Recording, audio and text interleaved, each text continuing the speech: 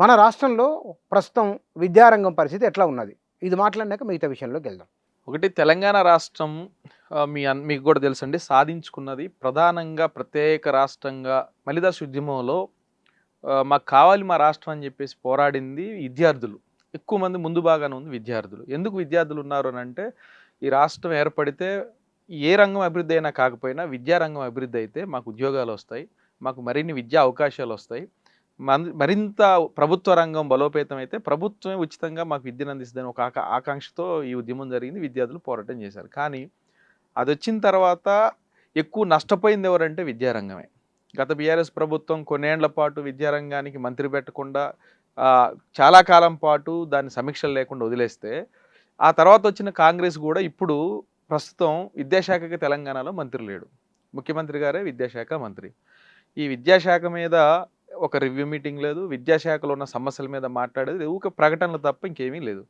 అందుకే విద్య అనేది తెలంగాణలో బాగా నిర్లక్ష్యానికి గత 10 ఏళ్ల కాలంలో గురి కాబడింది. ఎందుకంటే కేటాయింపులు లేవు.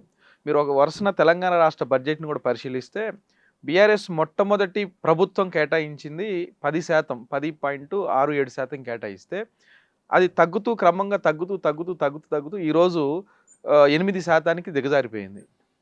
ఎక్కడా పాఠశాలలు బాగా చేసింది లేదు. ఎందుకు ఇది? తెలంగాణలో ఎక్కువ మంది ప్రజలు ఈ 4 కోట్ల మంది ప్రజల్లో ఎక్కువ మందికి అవసరమైనది ఏంటంటే తెలంగాణ ప్రజలకి విద్యనే. ఈరోజు విద్యా నాణ్యత లేదు, విద్యా ప్రమాణాలు లేవు, ప్రభుత్వ రంగంలో దొరకదు, ప్రభుత్వ స్కూళ్ళు, ప్రభుత్వ కాలేజీలు, ప్రభుత్వ యూనివర్సిటీలు పరిస్థితి బాగలేదు కాబట్టి ప్రైవేట్ వైపు పోతున్నారు. ఒక్క తెలంగాణలోనే మీరు నమ్మరు, ఒక్క సంవత్సరానికి పాఠశాల విద్య, నేను చెప్పేది పాఠశాల విద్యనే ఒక్క సంవత్సరానికి 38,000 కోట్ల రూపాయల బిజినెస్ ఒక్క సంవత్సరానికి నడుస్తుంది. 38,000 కోట్ల రూపాయల బిజినెస్ ప్రైవేట్ రంగంలో నడుస్తుంది. మరి ఇంత పెద్ద బిజినెస్ నడుస్తున్నప్పుడు ఎందుకు పోతున్నారు అవతల అని చెప్పేసి ప్రభుత్వం పరిశీలించడం, దాన్ని నియంత్రించే ప్రయత్నం చేయడం. ఎందుకంటే ఈరోజు మౌలిక అవసరం విద్య. ఒక ఆస్తులున్నా లేకపోయినా పిల్లలకి విద్య ఇవ్వాలనేది, ఒక భరోసా ఇవ్వాలనేది తల్లిదండ్రులు కోరుకుంటున్నప్పుడు ఈ విద్య, ఇంత ప్రాధాన్యత కలిగిన విద్య మీద తెలంగాణలో సరైనటువంటి అవకాశం లేదు.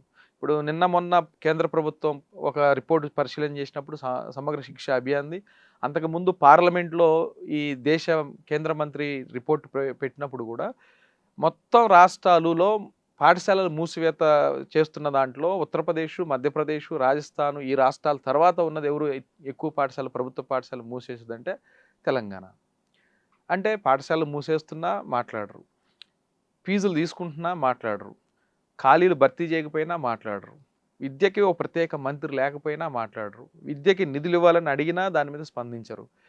ఎందుకు ఈ పరిస్థితి వచ్చింది అనేది అడుగుతున్నప్పుడు కూడా ప్రభుత్వం స్పందించిన పరిస్థితి తెలంగాణలో. మనం కొంచెం లోతులోకి వెళ్దాం. ఇక్కడ తెలంగాణలో అంటే ఉమ్మడి రాష్ట్రంలో తెలంగాణలో ప్రైవేటు విద్యారంగం పెరిగిన కారణంగా, గ్రామీణ ప్రాంతాల్లో కూడా ప్రైవేటు వైపు మొగ్గు చూపిన కారణంగా ప్రభుత్వ బడులు విద్యార్థుల సంఖ్య తగ్గిన మాట వాస్తవం.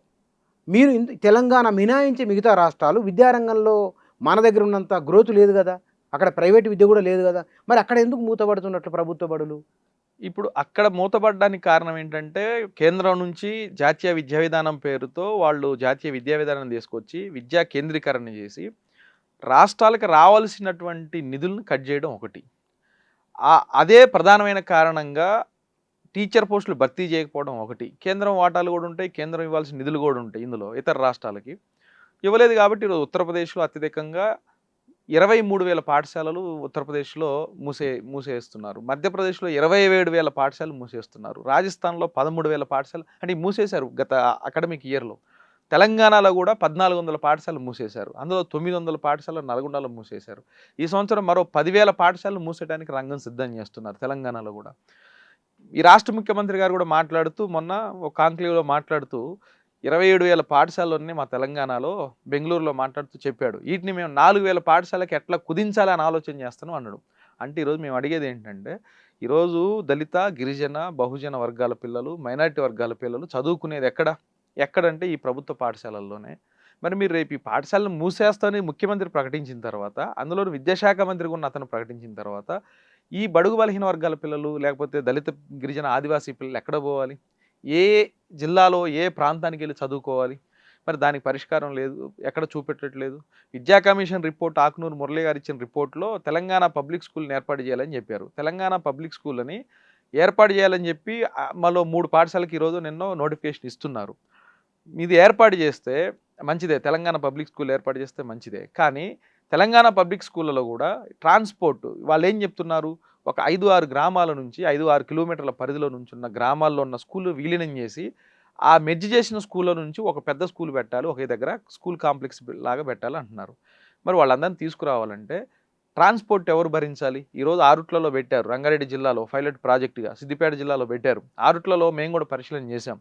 ఒక విద్యార్థికి బస్సు లేదంటే ట్రాన్స్పోర్ట్ ఆటో ఖర్చు 1600 రూపాయలు ప్రతి నెల అవుతుంది. ఒక కూలికి పోయే కూలి బిడ్డ, కూలి తల్లి 1600 రూపాయలు అంటే సంవత్సరానికి సుమారు ఒక 16,000 20,000 రూపాయలు. 20,000 రూపాయలు ఒక బెడ్ ఉంటే 1600, ఇద్దరు బెడ్లు ఉంటే 3,200, ముగ్గురు బెడ్లు ఉంటే ఇది ఎక్కువ ఇది అంటే ఒక 32-40,000 ఇద్దరు బిడ్డలను చదివించుకోవాలి, ట్రాన్స్పోర్ట్కే పెట్టాలి. అది కూడా ప్రభుత్వ పాఠశాలకు పెట్టాలి అని అంటే ఈ మోడల్ తెలంగాణకి పనికొస్తుందా?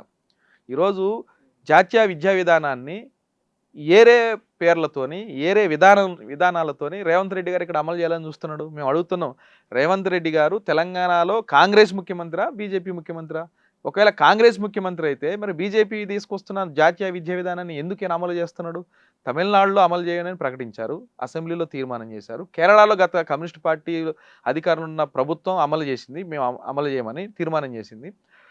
కర్ణాటకలో ఇదే కాంగ్రెస్ ప్రభుత్వం వాళ్ళు వచ్చిన అధికారంలోకి వచ్చిన 3 నెలల లోపలే మేము నూతన జాతీయ విద్యా విధానం బీజేపీ తీసుకొచ్చిన దానికి మేము వ్యతిరేకంగా మా రాష్ట్ర విద్యా విధానాన్ని మేము రూపొందించుకుంటున్నాం, కర్ణాటక విద్యా విధానం అని చెప్పేసి వాళ్ళు ఒక విద్యా విధానం రూపొందించి అమలు చేస్తున్నారు. మరి తెలంగాణలో ఎందుకు ఈయన కాంగ్రెస్ ముఖ్యమంత్రిలాగా కాకుండా బీజేపీ ముఖ్యమంత్రిలాగా ఆలోచిస్తున్నాడు? అంటే బీజేపీ ప్రవేశపెట్టిన నూతన విద్యా విధానానికి మిగతా వాటికున్న తేడా ఏమిటి? ఇప్పుడు బీజేపీ ప్రవేశపెట్టిన విద్యా విధానంలో ఇప్పుడు వీళ్ళు చెప్పే విద్యా విధానంలో రాష్ట్రాలకి మొట్టమొదటిసారి హక్కు లేదు.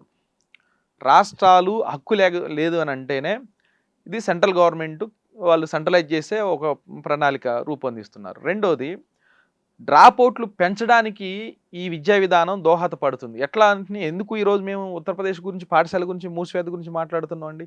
లేదు, మన పక్కనున్న ఆంధ్రప్రదేశ్లో గత వైసీపీ ప్రభుత్వం కూడా వాళ్ళు నూతన విద్యా విధానాన్ని అడాప్ట్ చేసుకున్న తర్వాత కొన్ని మెర్జ్ చేశారు, తర్వాత వాళ్ళు దాని మీద రియలైజ్ అయ్యారు. జాతీయ విద్యా విధానం చెప్పేది ఏమిటనంటే ఇన్ని పాఠశాలలు అవసరం లేదు, బీజేపీ చెప్పేది ఇది, ఇన్ని పాఠశాలలు అవసరం లేదు, ఇన్ని పాఠశాలలు కాకుండా కొన్ని పాఠశాలలే ప్రభుత్వం నడపాలి, మిగతా మొత్తాన్ని ప్రైవేటు పరం చేయాలి, ఫౌండేషన్ కోర్సులు పెట్టాలి, ఇన్ని సంవత్సరాలు మనం భరించలేము, ఇన్ని సంవత్సరాలు ఉచిత విద్యను అందించలేమని చెప్పి విద్యా విధానం చెప్తుంది. జాతీయ విద్యా హక్కు చట్టం 2009లో వచ్చిన దానికి భిన్నంగా జాతీయ విద్యా విధానం చెప్తుంది. ఫౌండేషన్ కోర్సు పెట్టి ఫౌండేషన్ దశ అనే పేరుతో చిన్నపిల్లలందరినీ అంగన్వాడీలకు పోకుండా వీళ్ళు ఒక ప్రత్యేకమైనటువంటి పాఠశాలలు పెట్టాలి. ఆ పాఠశాలల్లోకి పీపీపీ అనే పద్ధతిలో, అంటే ప్రైవేట్ పబ్లిక్ పార్ట్నర్షిప్ అనే పద్ధతిలో ప్రైవేటు సంస్థలను కూడా ఈ పాఠశాల నిర్వహణలోకి అనుమతించాలని జాతీయ విద్యా విధానం చెప్తుంది. ఒక్కసారి పబ్లిక్ పాఠశాలల్లోకి ప్రైవేటు వ్యక్తులు వచ్చిన తర్వాత ఇది క్రమంగా ఎటువైపు పోతుంది అంటే విద్యారంగం పట్ల ప్రభుత్వానికి బాధ్యత తగ్గిపోయి ఇది క్రమంగా ఎయిడెడ్ పద్ధతిలోకో లేకపోతే ఇంకో పద్ధతిలోకి తీసుకెళ్ళి ఆ తర్వాత క్రమక్రమంగా ఈరోజు ప్రైవేటు పరం చేయాలనే ఒక ఆలోచన తప్ప ఈ జాతీయ విద్యా విధానంలో ఏం లేదు. రెండోది, ఇన్ని పాఠశాలలు వద్దని చెప్తుంది జాతీయ విద్యా విధానం, ఇన్ని టీచర్ పోస్టులు వద్దని చెప్తుంది జాతీయ విద్యా విధానం, ఇన్ని అదనపు తరగతి గదులు వద్దని చెప్తుంది జాతీయ విద్యా విధానం. అంటే అసలు డ్రాప్అవుట్స్ని పెంచడమే దీని లక్ష్యం. మధ్యలో ఎందుకు, ఏం ప్రయోజనం అట్లా చేస్తే వాళ్ళకు?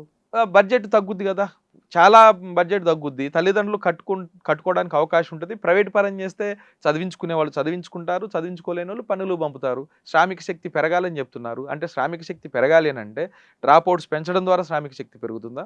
లేదు పాఠశాలలో మూసేస్తే శ్రామిక శక్తి పెరుగుతుందా?